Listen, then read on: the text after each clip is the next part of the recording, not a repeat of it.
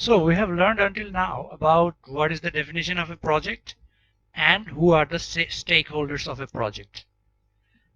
In this video, I am going to talk about the entire life cycle of a project.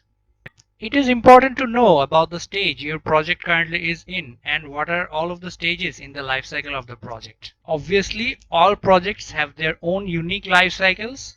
They do go through generic stages that we are going to learn in this video. There are four main steps in the project lifecycle. They are initiation, planning, execution, and lastly closing. Different tasks are completed in different stages. Let us move on to the stages of the project now. First of all, initiation.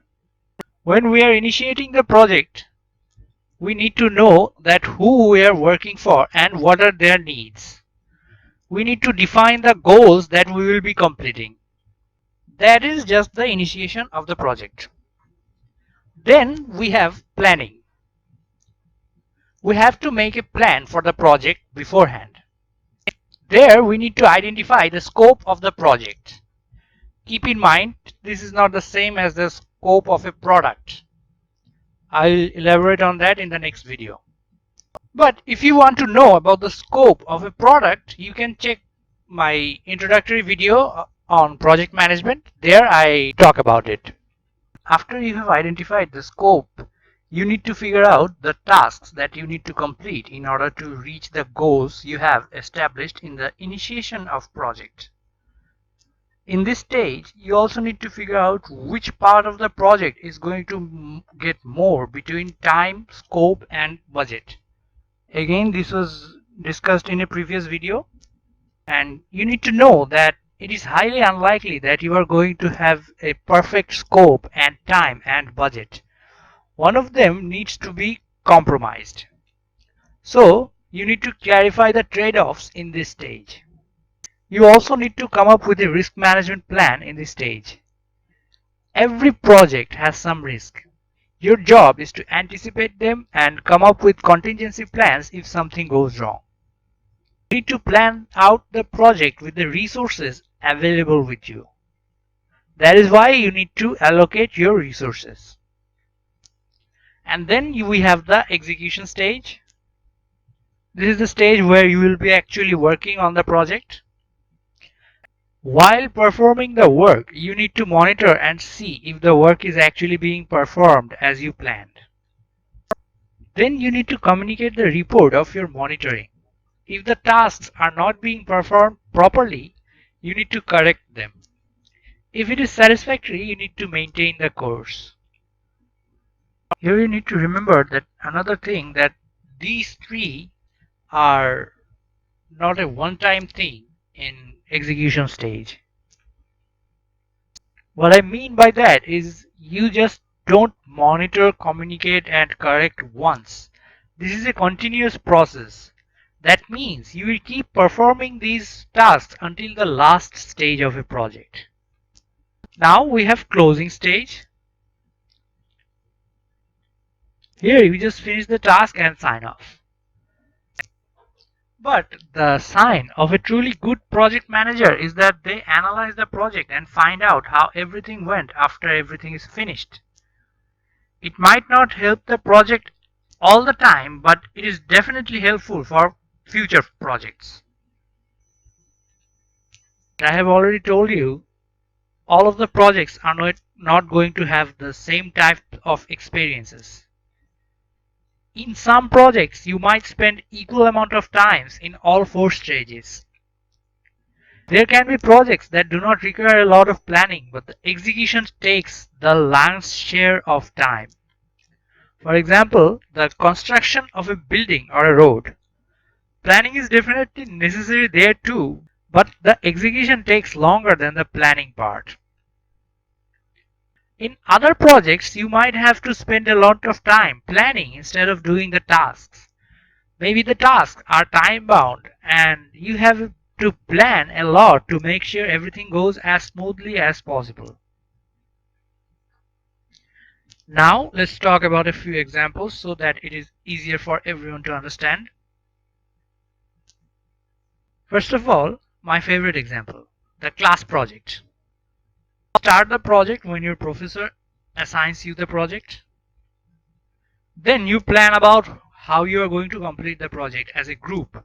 That is, you plan that which member is good at what type of task and they will do that. Then the execution part comes. Here, you actually do the work your professor has assigned you, and everyone needs to make sure that the other members of the group are actually doing the tasks or not. And lastly, you finish off the project by submitting your work to the professor. The professor will analyze the work and give you the feedback himself. Here, you do not need to analyze the project after finishing, but you can definitely learn your lessons by checking the grade you have received on the specific date. That was the example for a class project. Now let's talk about product development. Product development can be a very important project for a company, and any good project will go through the life cycle. For the development of a product, a company will assign a team and initiate the project by giving the team a set of goals to accomplish by a specific amount of time. Then the planning is needed to be done according to the time the team has and the budget. In regards with the time and budget, the scope will be decided for the project. The scope of a product, not scope of a project. Again. Then the execution is going to take place, and as always, the team needs to communicate with the stakeholders of the project at that stage about the progress of the project, and if they have been able to reach milestones set by themselves or not. They might need to go back to plan a little bit more if the overall execution is not going according to plan. And lastly, when the product is developed and launched in the market, that stage will be closing. You need to see if the products are doing any good or not. Then, according to the performance, you need to decide if you need to recall the batch of products or improve on them or keep producing the same thing as before. Let's talk about a party. A party you are going to throw and everyone's going to enjoy. Here, the initiation is just deciding that you are going to have a party, and the main goal is for everyone to have fun. This is an example of one of those projects where the planning takes more time than execution. The execution will take place in only a few hours of a day. You plan for all of the things that are going to be available in the party.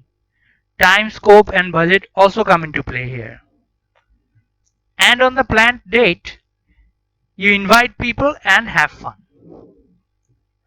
After the party is over, everyone goes home, then you analyze how the party was. Hopefully, nobody broke everything. The closing in a party is not actually that important.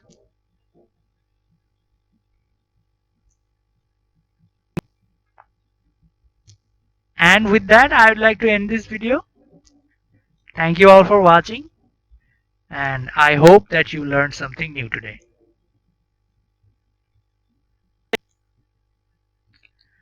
And lastly, for the bonus part, I would like to say that the Spanish word for broom is Escobar. Not Pablo Escobar, Escobar.